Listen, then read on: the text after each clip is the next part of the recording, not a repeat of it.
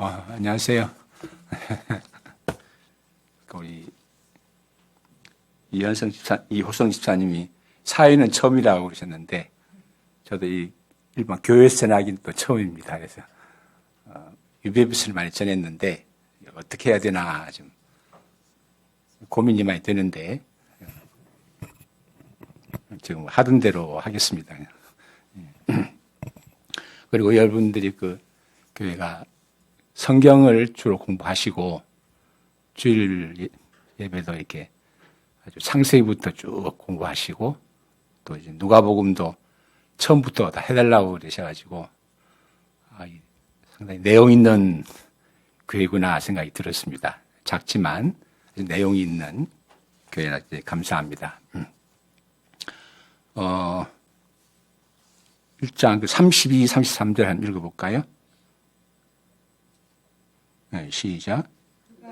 자가 되고 높으시니 아들이라 풀어질 것이요 주 하나님께서 그 조상 다윗의 왕위를 그에게 주시리니 영원히 야곱의 집을 왕으로 다스릴 것이며 그 나라가 무궁하리라. 예, 그 누가복음 다 읽어보셨죠? 읽고 있다고 들었는데 내용은 다 아시죠? 1장 내용은 다 알죠? 주 내용이 뭐죠? 1장이 예진자님 이야기 해보세요. 1장. 그래요. 그분은 진짜 모르겠구나. 누가복음 1장은 앞부분은 세례 요한의 탄생 이야기고 그 뒷부분은 예수님의 탄생 이야기예요. 그래서 이제 그런 내용인데 오늘은 38절까지 세례 요한의 탄생기에 대해서 보겠습니다. 그럼 1장 1절부터 4절 한번 읽어볼까요? 시작. 이루어진 사실에 대하여 처음부터 말씀이 일꾼된 자들이 전하여 준 그대로 내세를 붓을 든 사람이 많은지라 그 모든 일을 근원부터 자세히 미루어 살피나도 데오빌로 각하에게 차례대로 써보는 것이 좋은 줄 알았노니 이는 각하가 알고 있는 바를 더 확실하게 하려 함이로라. 예, 누가복음을 쓰는 목적이 이제 그 데오빌로라는 사람이 있는데 그분이 예수님에서 들은 바가 많이 있고 믿는 바가 있는데 그것을 확실하게 하기 위해서 누가복음을 기록한 것으로 되어 있습니다. 데오빌로가 배운 것이 많이 있겠죠. 예수님은 하나님의 아들 그리스도이시다. 또 예수님은 완전한 하나님이시며 완전한 사람이다. 또 예수님은 우리 죄를 위해 십자가에 못 박혀 죽으시고 3일 만에 살아나셨다. 또 예수님이 유일한 구원자요. 다른 이름이 없다. 이런 말을 들었을 것입니다. 그런데 이제 불신의 사람들은 그 가르친 반대하는 말들을 많이 한 것 같아요. 예를 들어서 육체를 가진 사람이 어떻게 하나님이 될 수 있는가? 어떻게 한 사람이 하나님이면서 사람일 수 있는가? 하나님이든지 사람이 사람이든지 그럴 텐데 그런 문제가 나올 수 있고 또 어떻게 예수님만이 구원자가 될 수 있는가? 우리만 해도 이제 4대 성인이 있는데 예수님은 그 한 분으로 생각하죠. 어떻게 예수님만이 유일한 구원자라고 할 수 있는가? 또 어떻게 예수님 한 분이 때문에 어떻게 모든 사람이 죄사함 받을 수 있는가?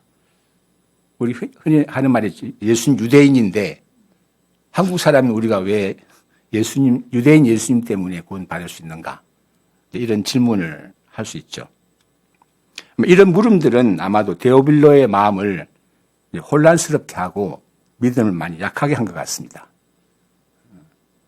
사도 누가는 그러니까 누가복음을 기록함으로써 그런 데오빌로를 확실하게 견고하게 하려고 했습니다. 만약 그렇다면 우리가 누가복음을 읽고 공부하면 어떻게 되겠습니까? 믿음이 흔들리던 사람이 흔들리지 않게 되겠죠. 또 예수님에 대해 확신하지 못하던 사람이 확신하게 된다는 것을 알 수 있습니다. 여러분 중에는 흔들리는 분은 없을 것 같은데. 자, 1장 5절 6절 한번 읽어볼까요? 시작. 유대와 헤롯 때에 아비야 반열에 제사장 한 사람이 있었으니 이름은 사가랴요 그의 아내는 아론의 자손이니 이름은 엘리사벳이라.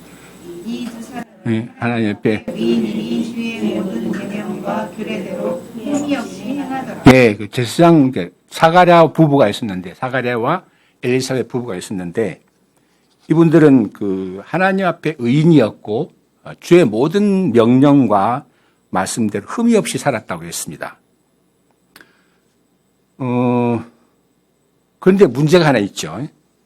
7절에 보면 엘리사벳이 잉태를 못함으로 그들에게 자식이 없고 두 사람의 나이 많더라. 나이 많다는 말은 이제 자식을 낳을 수 없다는 말이 됩니다. 신명기에 이런 말씀이 있습니다. 신명기 7장 12, 13절에 보면 너희가 이 모든 법도를 지켜 행하면 여호와께서 너희를 사랑하시고 복을 주사 너희를 번성케 하시되. 그러니까 하나님의 말씀대로 살면은 번성케 된다. 자손이 많게 된다는 말이죠. 그런데 사가랴 엘리사벳은 하나님의 말씀대로 살았는데 자식이 없어요. 그러면 무슨 문제가 생길 수 있습니까? 어떻게 말씀대로 살았는데 자식 하나 없지? 뭐가 문제인 거지? 말씀이 문제인가?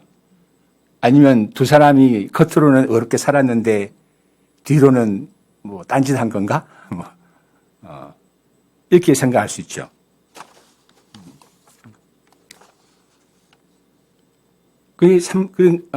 그런데 이제 본문에 보면 15절 같이 읽어볼까요? 시작. 이는 그가 주 앞에 큰 자가 되며 포도주나 독한 술을 마시지 아니하며 모태로부터 성령의 충만함을 받아. 아들이 낳는데 아주 굉장히 큰 자가 된다고 했고 예수님은 요한에 대해서 이렇게 말씀했습니다. 여자가 낳은 자 중에 요한보다 큰 이가 없다. 그러니까 이제 하나님은 큰 사람을 주시려고 이제 오랫동안 안 주셨다 이렇게 볼 수도 있죠. 하나님의 말씀대로 살면 축복을 받는다고 믿고 말씀대로 살았는데 보이는 축복이 없는 경우가 있습니다. 또 어떤 분은 고생만 계속하는 분도 있고. 그러면 이제 생각하기를 말씀대로 사는 것이 헛된 거 아닌가. 그런 생각이 들 수 있죠. 그런데 이제 하나님이 그렇게 하시는 것은 후에 더 큰 것을 주시기 위함이라는 걸 알 수가 있죠. 그렇다면 말씀대로 사는 것이 헛되지 않다. 이걸 알 수 있죠. 그 다음에 1장 11절부터 13절 읽어보겠습니다. 시작.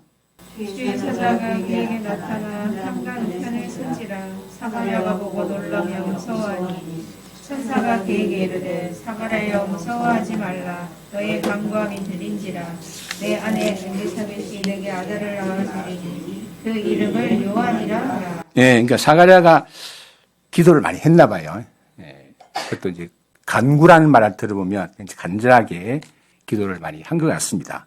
그 기도가 들려졌다고 했는데 그러면 사가랴가 뭘 왜 기도했을까? 뭘 기도했겠어요? 제일 먼저 아들 위해서 기도했겠죠. 그런데 그 기도가 오래 응답되지 않았습니다. 또 기도가 오래 응답되지 않으면 기도 소용없나 보다 하고 안 하기 쉽죠. 근데 아마 사가랴는 계속 기도한 것 같아요. 그리고 결국 그 기도가 하나님께 들렸다고 했습니다. 다음으로 아마 그는 자기 민족, 하나님의 사람들을 위해 기도했을 것입니다. 하나님의 사람들이 미워하는 자, 원수로부터 구원받도록 또 하나님의 사람이 거룩함과 의로움으로 두려움이 없이 하나님을 섬길 수 있도록 기도했습니다. 또한 어두움과 죽음의 그늘에 앉은 사람들에게 빛이 비쳐 생명을 주시도록 기도했을 것입니다. 미워하는 사람들 때문에 두려워하고 힘들어하는 사람들이 많이 있을 수 있습니다. 우리만 해도 신자로 현재 신자로 살아간다는 것이 쉽지는 않죠. 그러면 많은 두려움이 생길 수 있고 또 어두운 생각에 가질 수 있습니다. 사가랴는 그런 사람들을 생각하면 마음이 아팠던 것 같습니다. 또 마음이 눌려 있었고 때로는 눈물이 흐르기도 했을 것입니다. 그러나 사가랴는 눌려 있지만 않고 또 울지만 않고 하나님께 나아가 간구했습니다. 그런데 그의 기도는 오랫동안 하나님께 들리지 않았고 응답되지 않는 것처럼 보였습니다. 그래서 아마도 사가랴는 기도를 그만둘까 생각할 수 있습니다. 그래도 그는 그만두지 않고 계속 기도한 것 같습니다. 나이 많아질 때까지 기도했습니다. 그리고 마침내 이런 말씀이 들려왔습니다. 사가랴여, 내 간구함이 들렸다. 그 말 들으면 어떻게 했습니까? 1장 14절 같이 읽겠습니다. 시작. 너도 기뻐하고 즐거울 것이요 많은 사람도 그의 태어남을 기뻐하리니. 요한이 태어나니 사가랴가 기뻐하고 즐거워하는 것은 당연하죠. 얼마나 기쁘겠어요. 그런데 이 사가랴뿐만 아니라 많은 사람이 요한의 탄생을 기뻐한다고 말합니다. 왜 많은 사람이 기뻐할까? 물론 친족들이야 기뻐하겠지만 그 외 사람들이 특별히 기뻐할 이유는 없다고 볼 수 있습니다. 왜 기뻐할까? 1장 15, 16절을 같이 보겠습니다. 시작. 이는 그가 주 앞에 큰 자가 되며 포도주나 옥탄수를 마시지 아니하며 모태로부터 성령의 충만함을 받아 이스라엘 자손을 주 곧 그들의 하나님께로 많이 돌아오게 하겠습니다. 여기 보니까 이제 그 이스라엘 자손을 주 곧 그들의 하나님께로 많이 돌아오게 하겠습니다. 그럼 이제 이 말을 보면 사람들이 하나님께로 돌아오게 되면 기뻐한다는 것을 알 수 있습니다. 왜 하나님께로 돌아오는데 기쁠까?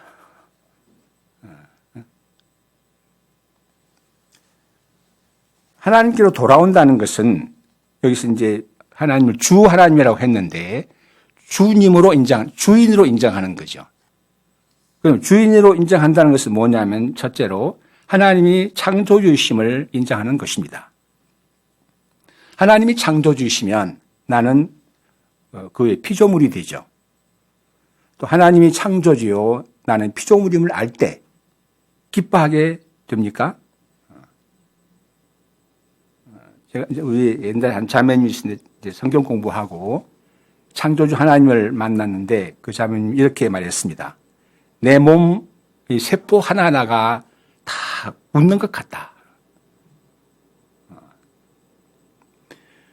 하나님께서 하늘과 땅의 모든 것 그리고 사람을 만드시고 그 만드신 것을 보시고 말씀하셨습니다. 참 좋다. 참 선하다. 참 아름답다. 그리고 각 사람에게 말씀하십니다. 내가 너를 기뻐한다. 사람이 이 하나님께로 돌아와 이 말씀을 들으면 자존감이 생기고 자존감이 생기면 기뻐하게 됩니다. 사람이 언제 제일 슬픕니까? 부시당할 때. 짓밟힐 때. 정말 슬프죠. 그래서 이제 무시당하고 짓밟히기 계속되면 우울증에 걸리고 정말 벗어나기 어려워집니다. 사람이 사람 사이에 살다 보면 사람에게 눌려서 자신이 작은 자로 보일 수 있습니다. 자신은 부족함이 없지만 또 비교하다 보면 괜히 모자란 것 같고 생각이 들 수 있죠. 다윗은 사울에게 쫓겨 도망자가 되었습니다. 광야를 헤매면서 그때 다윗은 자기를 가리켜 이렇게 말했습니다. 한 마리 죽은 개와 같고 한 작은 벼룩과 같은 나. 그때 다윗이 마음이 어떻겠어요? 그런 다윗에게 무슨 기쁨이 있었을까? 그런데 그가 하나님께로 돌아가니 하나님은 말씀하셨습니다. 내가 이새의 아들 다윗을 만나니 내 마음에 꼭 맞는 사람이다. 그를 통해 내 뜻을 다 이루게 하겠다. 그때 다윗은 이렇게 말했습니다. 내 영광아 깨어나라. 수치에 묻혀 있었지만 자기 영광을 깨웠습니다. 그리고 비파야 수고마 깨어나라. 내가 새벽을 깨우리로다. 이런 노래를 부르는 다윗의 마음은 어땠겠습니까? 다음으로 하나님이 악을 선으로 바꾸시는 분이심을 인정하는 것입니다. 하나님은 선에 대해서뿐만 아니라 악에 대해서도 주인이십니다. 그래서 악을 선으로 바꾸실 수 있습니다. 우리는 어떤 세상의 악을 보면 어떻게 생각합니까? 야, 악이 지배하는 것 같다. 세상에 소망이 있을까 생각하지만 하나님은 악에 대해서도 주인이십니다. 그렇기 때문에 악을 선으로 바꿀 수 있는 분이 하나님이십니다. 창세기 요셉은 애굽의 총리가 된 후 형들이 자기 앞에 엎드려 있는 것을 보았습니다. 그 형들은 요셉을 노예로 판 사람들이었습니다. 그 형들을 봤을 때 어떻겠습니까? 만약에 요셉이 형들, 나를 판 형들 했더라면, 막, 우리 식으로 말하면 피가 막 솟는듯이 했겠죠. 그런데 그 형들에게 이렇게 말했습니다. 당신들은, 형님들은 내게 악을 행했지만, 하나님은 그 악을 선으로 바꾸셨습니다. 오늘과 같이 많은 사람의 생명을 구원하게 하려 하십니다. 만약 요셉이 형들이 자기를 판 것만 생각했더라면 분노와 억울함과 슬픔의 지배에 당했을 것입니다. 그러나 선과 악의 주인이신 하나님이 형들의 그 악을 선으로 바꾸신 것을 알게 되니 요셉은 오히려 감사하고 기뻐할 수 있었습니다.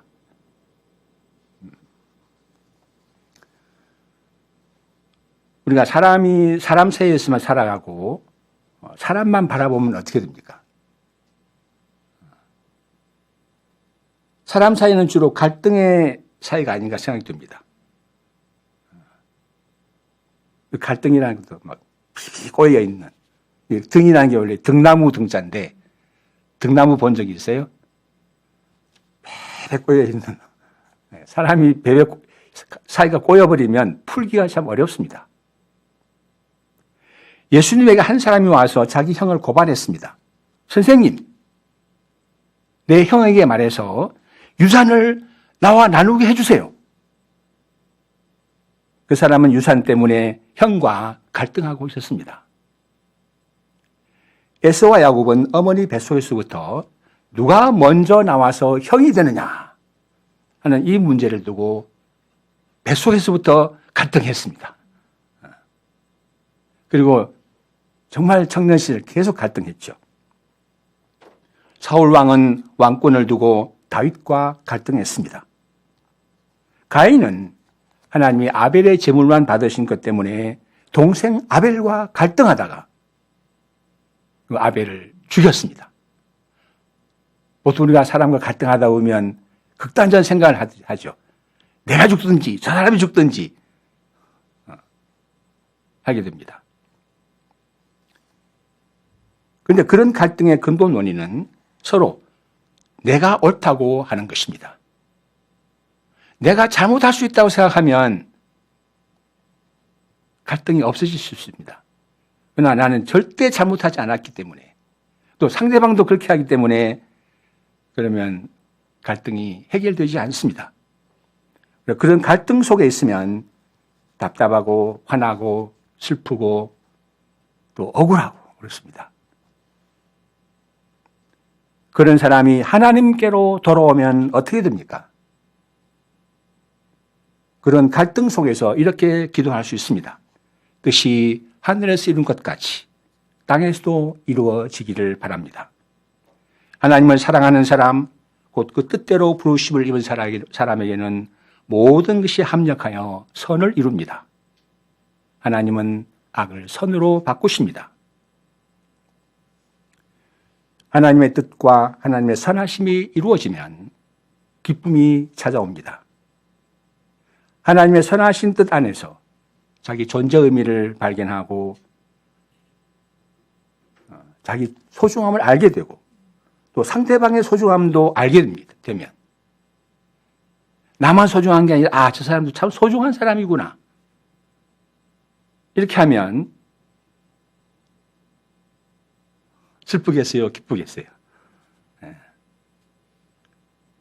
그래서 모두가 요한의 태어남을 기뻐한다고 말했습니다. 17절 같이 읽어볼까요? 시작. 그가 또 엘리야의 신령과 능력으로 주 앞에 먼저 와서 아버지의 마음을 자식에게 거스르는 자를 의인의 위에 돌아오게 하고 주를 위하여 세운 백성을 준비하리라. 예, 아버지의 마음이 아들, 딸에게로 돌아가고 아버지와 아들과 딸이 화목하면 그 모두가 기쁘죠. 불화하면 모두가 슬픕니다. 그래서 모두가 요한의 탄생을 기뻐한다고 합니다. 1장 18절 읽겠습니다. 시작. 사마리아가 천사에게 이르되 내가 이것을 어떻게 알리요? 내가 늙고 아내도 나이가 많으니.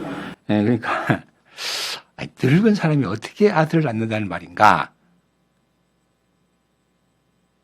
그러다가 이제 벙어리 훈련을 받았는데, 그런데 이 두 분은 하나님 앞에 의인이었고 하나님의 모든 계명과 규례대로 흠이 없이 행한 사람들이었습니다. 그런데 하나님의 말씀대로 살았는데 하나님이 아들을 낳게 할 거라는 그건 또 못 믿었습니다. 이걸 어떻게 설명해야 될까?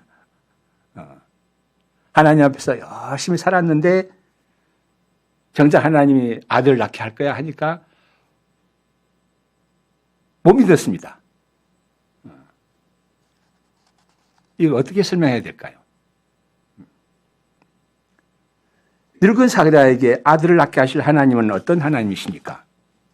아브라함의 하나님이라고 생각되는데 그의 믿은 바 하나님은 죽은 자를 살리시며 없는 것을 있는 것 같이 부르시는 하나님이십니다.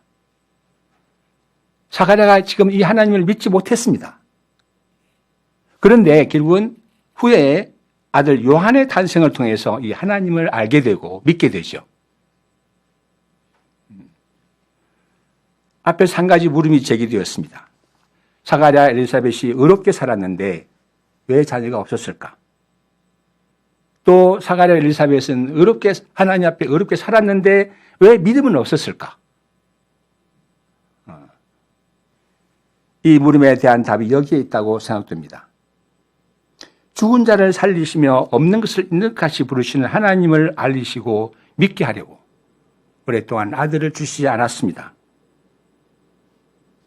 그러면 하나님은 왜 사가랴가 하나님 앞에서 의롭게 사는 것에 그치지 않고 하나님을 믿는 믿음을 갖도록 하셨을까?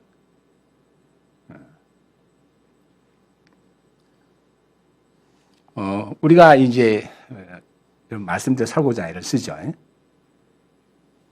말씀대로 살고자 하게 되면 어떻게 되겠습니까?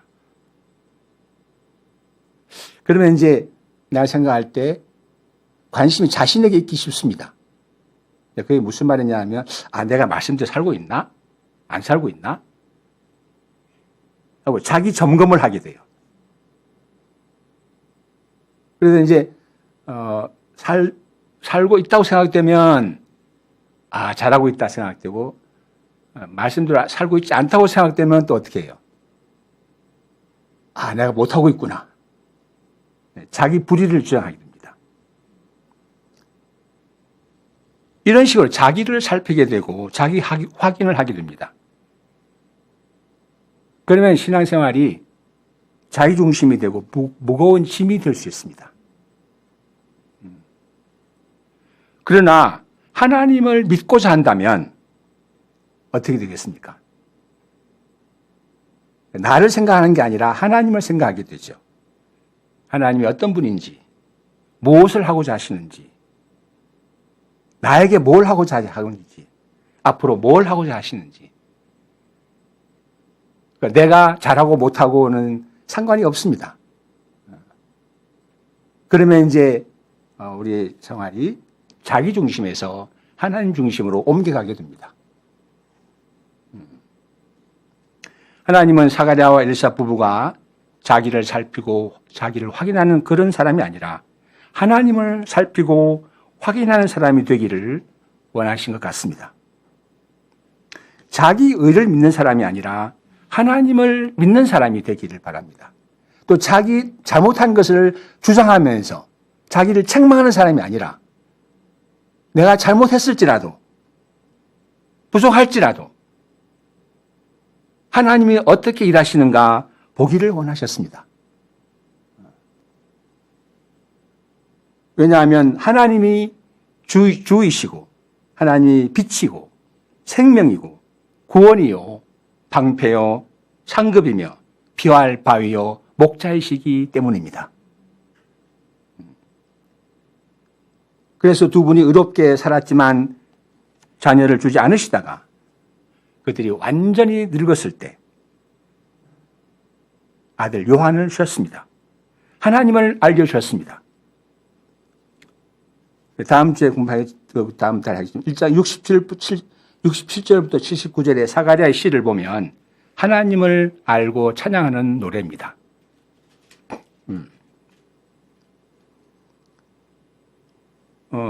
우리가 또 사람이 하나님 앞에서 의롭게 살고 주의 모든 명령과 법대로 흠이 없이 살지만 하나님을 믿는 믿음이 없을 수 있습니다. 하나님을 믿는 믿음이 없으면 하나님을 빛과 생명, 방패, 상급으로 알지 못합니다. 그냥 하나님은 내가 섬겨야 할 분, 내가 뭐 순종해야 할 분, 그렇게만 생각하죠. 그래서 의롭게 흠이 없이 살지만 빛이 없이 생명이 없이 목자가 없이 혼자서 모든 짐을 지며 힘들게 살아갈 수 있습니다.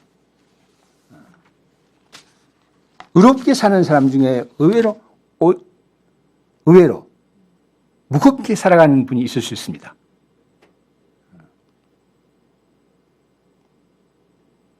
그건 하나님에 대한 믿음이 필요한 거죠. 의롭게 사는 사람은 거기서 그치지 않고 더 나아가서 하나님을 믿는 믿음으로 살아야 합니다. 천사는 말합니다. 이는 내가 내 말을 믿지 아니함이거니와 때가 되면 내 말이 이루어질 것이다. 한번 읽어볼까요? 몇 줄이죠? 20절 같이 읽겠습니다. 시작. 그러나 이 일이 되는 날까지 내가 말 못하는 자가 되어 능히 말을 못하리니 이는 내가 내 말을 믿지 아니함이거니와 때가 되면 내 말이 이루어지리라. 네, 그래서 이제 믿음을 가르친 겁니다. 엘리사벳의 노래입니다. 시작. 이후에 그의 아들 엘리사벳이 잉태하고 40달 동안 숨어 있으며 이르되 주께서 나를 돌아보시는 날에 사람들 앞에서 내 부끄러움을 얻게 하시려고 이렇게 행하시리라 하더라. 이제 부끄러움을 없애졌다 쓰는데 엘리사벳이 하나님 앞에 의롭게 살았고 또 모든 명령과 법대로 흠없이 살았죠. 그런데 부끄러움이 있었습니다. 물론 이제 악이 못 낳는 부끄러움이죠. 우리가 누구든 의롭게 살지만 부끄러움이 있을 수 있습니다. 그런데 하나님은 그 부끄러움을 없애주셨습니다. 자, 1장 28절부터 33절까지 읽어볼까요? 시작. 그의 들어가 이르되 은혜를 받은 자여 평안할지어다. 주께서 너와 함께 하시도다 하니 처녀가 그 말을 듣고 놀라 이런 인사가 어찌함인가 생각하매 천사가 이르되 마리아여 무서워하지 말라. 내가 하나님께 은혜를 입었느니라. 내가 잉태하여 아들을 낳으리니 그 이름을 예수라 하라. 그가 큰 자가 되고 지극히 높으신 이의 아들이라 일컬어질 것이요 주께서 그 조상 다윗의 왕위를 그에게 주시리니 영원히 야곱의 집을 왕으로 다스릴 것이며 그 나라가 무궁하리라. 예, 그러니까 이제 마리아가 예수님을 이제 잉태하고 낳게 되죠. 그리고 예수님은 여기 보면 이제 33절 영원히 야곱의 집을 왕으로 다스릴 것이며 그 나라가 무궁하리라.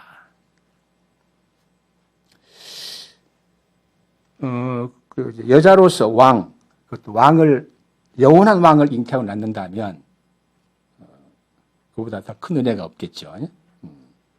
그래서 이제 엘리사벳이 말했습니다. 여자 중에 내가 복이 있으며 내 태중 아이도 복이 있도다. 그 다음에 이제 그 영원한 왕 예수님이 결국 이제 한 여자 마리아의 몸에 잉태되셨는데 이 예수님을 사도 요한은 이렇게 말했죠. 말씀이 육체가 되어 우리 가운데 거하시니. 또 예수님의 제자들에게 이렇게 말씀했습니다. 나는 포도나무요 너희는 가지라. 그가 내 안에 내가 그 안에 거하면 사람이 과실을 많이 맺는다. 마리아의 몸에 잉태되신 예수님은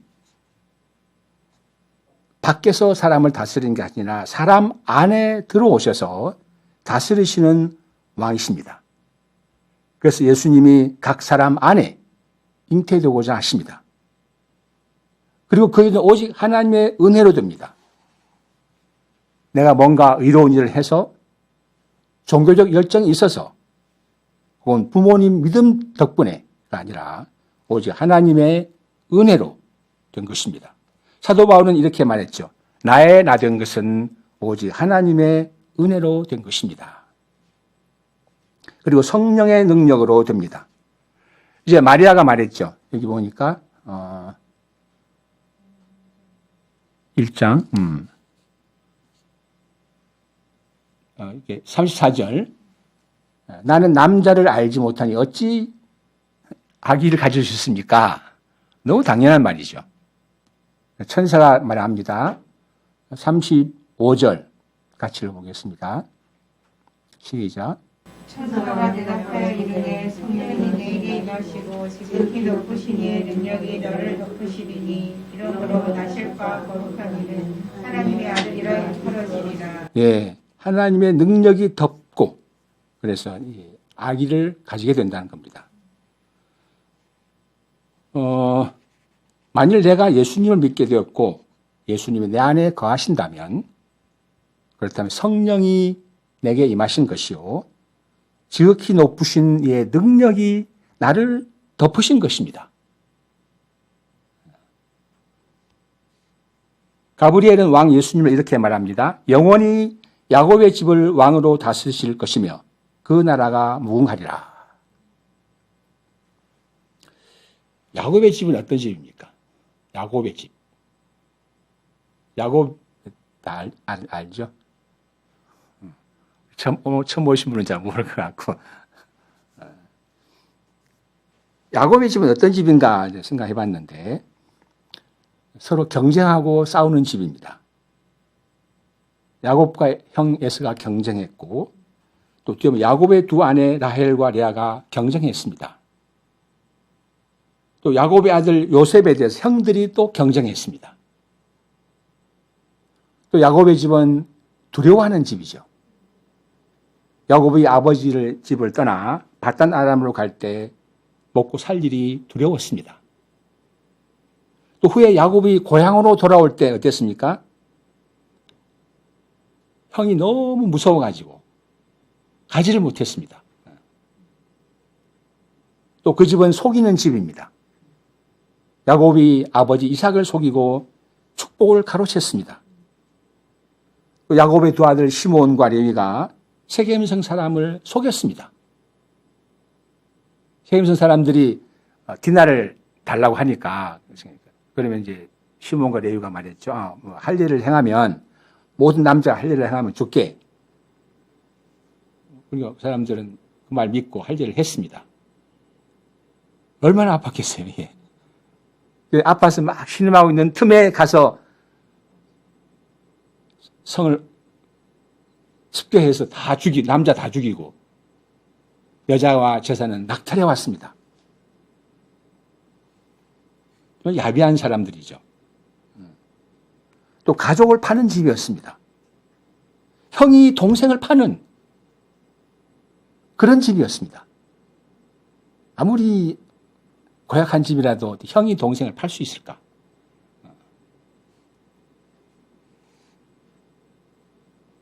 왕 예수님은 이런 집을 다스리십니다. 경쟁과 싸움과 속임과 두려움과 서로 팔고 죽이는 것, 이런 것을 다스려서 그 가운데 하나님의 선하신 뜻을 이루십니다. 또한 사람 사이에 평안을 주시고 사람 사이에 용서와 사랑을 주십니다. 서로 축복할 것을 가르치십니다. 경쟁하고 빼앗고 죽이는 그 집을 다스려서 서로 용서하고 축복하도록 가르칩니다. 형과 경쟁하던 야곱이 후에는 축복하는 사람이 되었습니다. 또 사람이 왕 예수님의 다스림을 받으면 용서와 사랑을 배웁니다. 축복하는 것을 배우죠. 그리고 이 예수님은 작은 아기로 우리 각 사람에게 오십니다. 그리고 그이는 오직 하나님의 은혜로 됩니다. 성령이 임하시고 지극히 높으신 이의 능력이 나를 덮음으로 이루어집니다. 우리는 어떤 속에 살고 있습니까? 사업을 하시는 분들은 잘 알겠지만 얼마나 경쟁이 무서운가. 또 사람이 얼마나 서로 속이려고 애를 쓰는가. 그러면 안 속으려고 얼마나 긴장해야 되는가. 얼마나 서류 작성을 많이 해야 되고 도장을 많이 찍고 해야 되는가. 또 살다 보면 두려움이 항상 있죠. 작은 두려움, 큰 두려움도 있지만 작은 두려움도 있습니다. 이런 것들이 사람 사이를 헤집고 다닙니다. 우리는 그런 속에 살고 있습니다.